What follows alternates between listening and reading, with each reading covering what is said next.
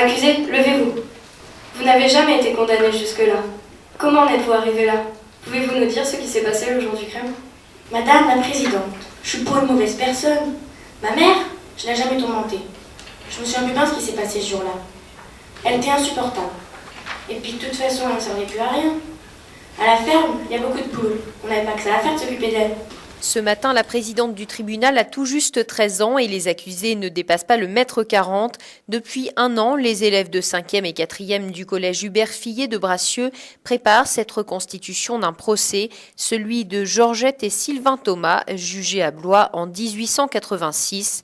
C'est Romain, 13 ans, qui est chargé de résumer l'affaire au public en début de séance. En 1886, une femme s'est fait brûler vive par sa fille et son gendre. Ils l'ont jetée dans le feu de la pièce commune et ils l'ont brûlée avec du pétrole. Elle était venue habiter chez eux et puis à la ferme, elle ne voulait pas travailler. Et puis c'était dur de s'occuper d'elle. Il l'a jugée incapable de rien faire et il trouvait qu'elle était ensorcelée. Ils ont été condamnés à une peine de mort. Ils se sont fait exécuter en 1887 à Blois. Ils se sont fait guillotiner. Après les interrogatoires des accusés, on fait entrer un témoin capital. Eugénie, la fillette des accusés. Le président l'interroge. Que s'est-il passé? Ils ont brûlé grand-mère. Parle plus fort, on t'entend pas. Ils ont brûlé grand-mère. Pourquoi?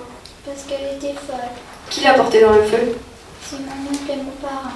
Mais c'est maman qui a allumé le feu. Et ton papa, qu'a-t-il fait? Mais après grand-mère par le bras, on l'a repoussée dans le feu. Le témoignage d'Eugénie va avoir des conséquences terribles, poussant à la guillotine son père et sa mère. Cette mise en scène basée sur l'une des affaires criminelles majeures du 19e siècle est l'aboutissement d'un travail sur la justice, son fonctionnement et ses acteurs, mis en place au collège de Bracieux par deux professeurs d'histoire-géographie, Romaric Barré et Dominique Mauclair. Il s'agit d'un double projet, enfin une convergence entre la volonté d'expliquer le droit aux enfants et en même temps d'expliquer aussi dans une deuxième démarche le fonctionnement de la justice et de les imprégner pour les sensibiliser afin qu'ils s'approprient cette justice citoyenne et républicaine. Je travaille moi-même aussi sur la justice. On avait eu l'occasion d'en parler avec d'autres intervenants, une visiteuse de prison et autres. Et c'est un peu de cette discussion qu'est venue l'idée d'intervenir au moment des rendez-vous de l'histoire.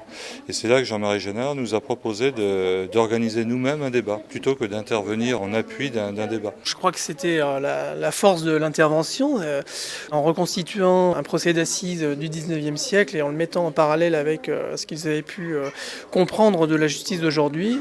On a pu soulever un certain nombre de questions fondamentales posées par les élèves et travaillées par eux. Donc l'objectif, c'était vraiment de pouvoir toucher ensuite tous les adolescents qui étaient dans le public afin de, par cette interaction et ce jeu de scène, eh bien de soulever un débat et de pouvoir réfléchir ensemble sur la justice d'aujourd'hui. Un projet qui a tout de suite enthousiasmé les élèves du collège de Bracieux. On a appris des choses. Comment se déroule un tribunal, un procès? On a appris à connaître mieux la justice parce que généralement on a une vision un peu fausse par rapport aux films qu'on voit par exemple à la télé. Donc ça nous permet d'avoir une autre vision et c'est intéressant quand même de savoir comment ça se déroule quand même. On a fait la connaissance d'intervenants comme des avocats, des greffiers, des juges. On est allé au tribunal aussi, donc c'était intéressant. Au tribunal correctionnel de Blois. Il y a une affaire qui s'est déroulée. Moi, je sais que plus tard, je vais faire avocate et ça m'a quand même ouvert les yeux par rapport à ce que je veux faire plus tard. Défendre des gens qui en ont besoin et travailler dans la justice, ça me plaît. À l'issue de la reconstitution, l'avocat blésois Jean-François Mortelette, ancien bâtonnier du barreau de Blois, répond aux questions que se posent ces adolescents sur la justice. Je voulais savoir pourquoi c'est obligé de se présenter quand on est juré, quand on est convoqué pour être juré. Et je sais qu'on peut avoir une amende et je voulais savoir pourquoi c'est obligé.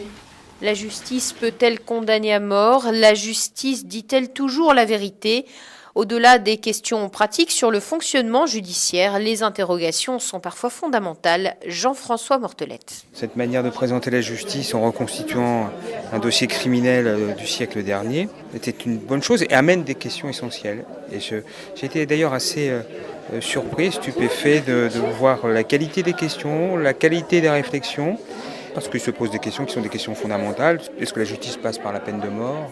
Qu'est-ce que juger? Est-ce que la justice est l'expression de la vérité? Ce sont des questions qui sont assez fondamentales et philosophiques et qui sont révélatrices d'une véritable réflexion et d'un travail qui a été mené en amont. Et je félicite les professeurs pour ce travail qui a été effectué.